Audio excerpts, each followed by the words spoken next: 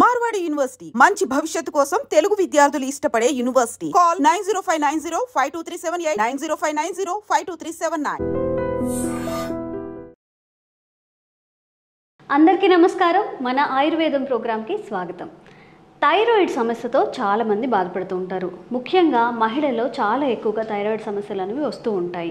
And అలాగే ఆడవాళ్ళతో పాటుగా మగవాళ్ళలో కూడా థైరాయిడ్ సమస్యలు వచ్చే అవకాశం ఉంది. విపరీతంగా లావైపోవడం, లేకపోతే విపరీతంగా సన్నగా అయిపోవడం, దానివల్ల చాలా సైడ్ ఎఫెక్ట్స్ రావడం.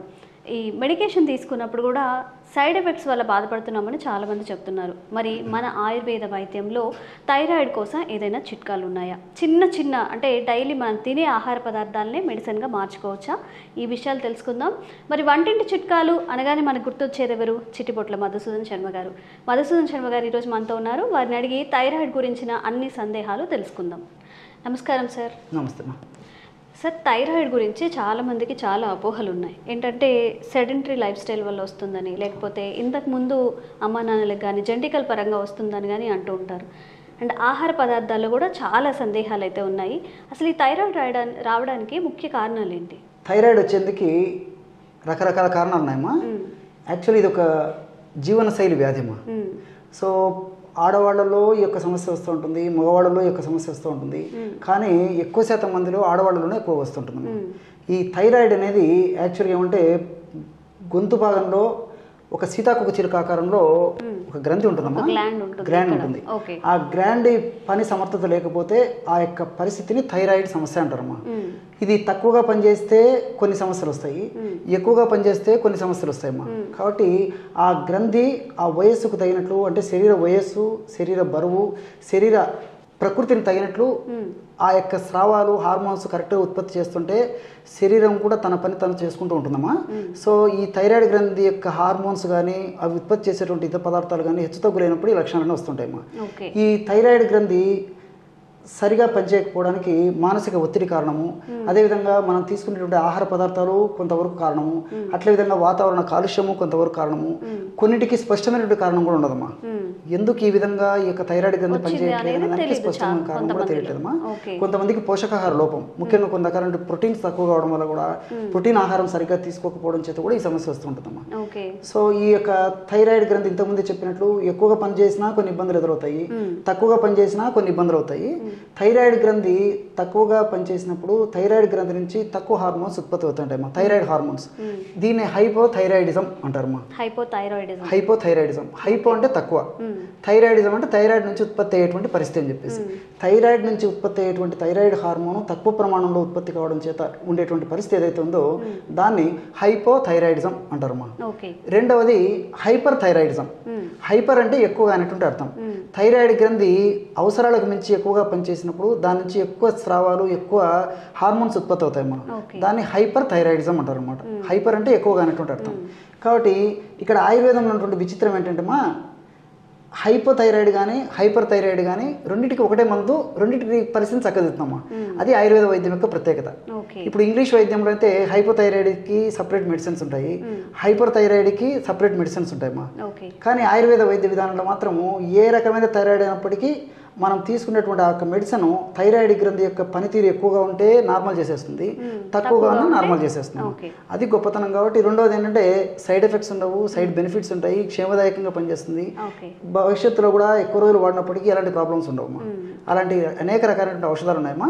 వాటిల్లో మరి అద్భుతమైనటువంటి అనుభవపూర్వకమైనటువంటి అందరికీ తెలిసినటువంటి మన ఇంట్లో ఉండేటువంటి వంటింటి దినసులతోనే ఒక మంచి ఫార్ములా చెప్తానమ్మా. చాలా అద్భుతంగా పనిచేస్తుంది. ఎంతోమంది వాడి సత్ఫలితాలు పొంది చక్కటి ఫీడ్బ్యాక్ ఇచ్చిన తర్వాతనే మరి మీరు అడిగారు కాబట్టి మన ప్రేక్షకుల కోసం వాళ్ళకందరికీ కూడా నేను తయారు చేసి కూడా చూపిస్తానమ్మా. ఓకే డాక్టర్ గారు, దీనికన్నా ముందు ఒక చిన్న సందేహం. థైరాయిడ్ ఉన్న వాళ్ళలో క్యాబేజ్, కాలీఫ్లవర్ ఇవన్నీ తినొద్దు అని చెప్తుంటారు. నిజంగా వాటిని అవాయిడ్ చేయాల్సిన ప్రాధాన్యత ఉందంటారా? నిజంగా చాలా చాలా మంచి ప్రశ్నమ్మా. నిజంగా దైనందిన జీవితంలో మా ప్రాక్టీస్కు వచ్చేటువంటి పేషెంట్స్లో కూడా థైరాయిడ్ పేషెంట్స్ చాలా మంది అడుగుతుంటారమ్మా. మరి మీరు చాలా మంచి ప్రశ్న అడిగారమ్మా. ఇది మరి వేలాది మందికి, లక్షలాది మందికి కూడా ఈ యొక్క సందేహం నివృత్తి అయ్యడానికి ఉపయోగపడుతుంది. ఈ క్యాబేజీ, క్యాలీఫ్లవర్, సోయా థైరాయిడ్ వాళ్ళు వాడకూడదని చెప్పేసి కొంతమంది, వాడొచ్చు అని చెప్పేసి కొంతమంది, రకరకాల అపోహలు, అనుమానాలు, సందేహాలు ఉన్నాయమ్మా.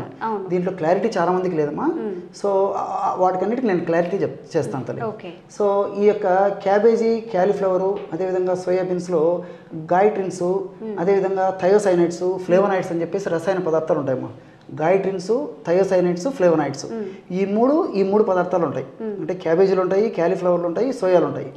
కానీ ఈ యొక్క గాయిట్రిన్స్ వచ్చేసి అయోడిన్ని థైరాయిడ్ గ్రంథికి దగ్గరికి పోనివ్వకుండా అడ్డుకుంటాయమ్మా. అదేవిధంగా ఈ ఫ్లేవనాయిడ్స్ వచ్చేసి థైరాయిడ్ హార్మోన్ సరిగ్గా ఉత్పత్తి చేయకుండా ఫ్లేవనాయిడ్స్ ఇది చేస్తాయి. తర్వాత మూడోది వచ్చేసి థయోసైనైడ్స్ అమ్మా. థయోసైనైడ్స్, ఆ థయోసైనైడ్స్ మెదడులో టీఎస్హెచ్ అని చెప్పేసి ఒక హార్మోన్ ఉత్పత్తి అవుతుందమ్మా. ఆ హార్మోన్ థైరాయిడ్ స్టిమ్యులేటింగ్ హార్మోన్ సరిగా ఉత్పత్తి కాకుండా, ఆ ఉత్పత్తి అయినటువంటి హార్మోన్ కూడా థైరాయిడ్ గ్రంథిని చేరకుండా అడ్డుకుంటుందమ్మా. సో థయోసైనైడ్స్ కాబట్టి గాయిట్రిన్స్ థైరాయిడ్ గ్రంథిని దెబ్బతీస్తాయి, థయోసైనైడ్స్ ఈ థైరాయిడ్ గ్రంథిని దెబ్బతీస్తాయి. అందులో ఉన్నటువంటి ఫ్లేవనాయిడ్స్, ఈ క్యాబేజీ, క్యాలీఫ్లవరు, సోయాలు ఉన్నటువంటి ఈ ఫ్లేవనాయిడ్స్ కూడా థైరాయిడ్ గ్రంథిని దెబ్బతీస్తాయమ్మా. కానీ ఇక్కడ మనం ఆలోచన చేయాల్సింది ఏంటంటే ఉడికించినప్పుడు, వేడి చేసినప్పుడు, ఉడికించినప్పుడు ఇందులో ఉన్నటువంటి గాయిట్రిన్స్, ఫ్లేవనాయిడ్స్, థయోసైనైడ్స్ తగ్గిపోతాయమ్మా, నశించిపోతాయమ్మా. కాబట్టి ఉడికించినటువంటి పదార్థాలు కొద్దో గొప్ప ఎప్పుడొకసారి వాడుకోవడం వల్ల ఇబ్బంది ఉన్నది, కానీ మరీ పూర్తిగా నోరు కట్టుకుని అవాయిడ్ చేయాల్సినటువంటి అవసరం అయితే లేదమ్మా.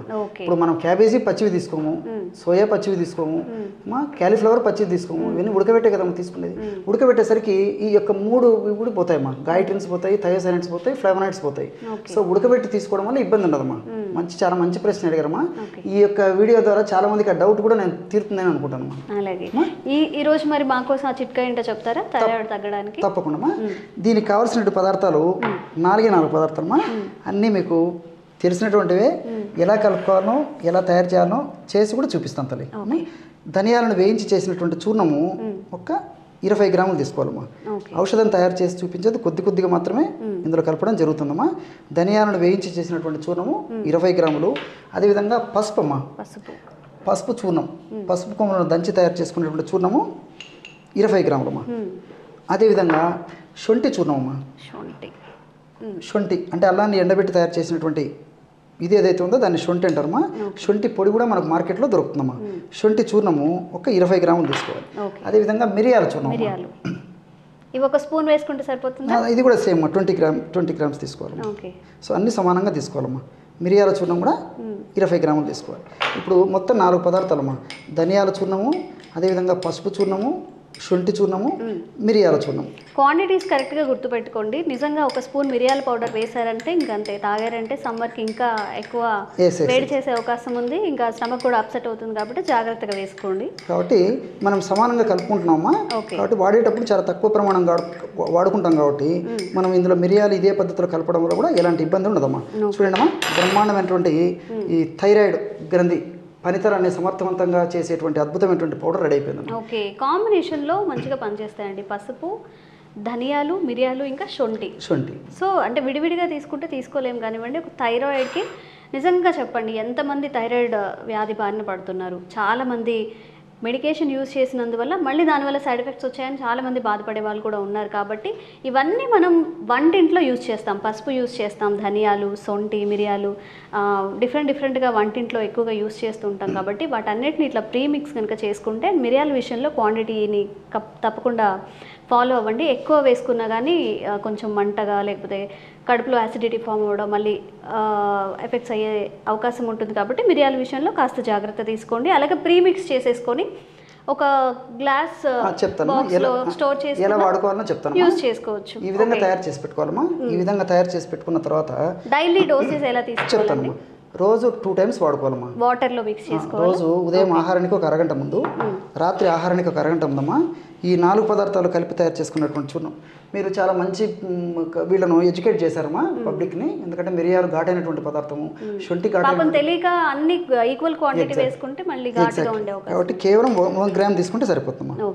3 గ్రామ్స్ 1 గ్రామ్ అమ్మా.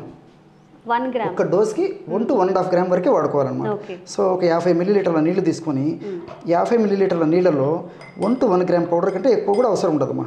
చూడండి అమ్మా, ఒక 1 నిమిషం లోపే ఈ పదార్థం అంతా నీళ్ళలో కరిగిపోతుంది, చాలా అద్భుతంగా తయారైపోతుంది.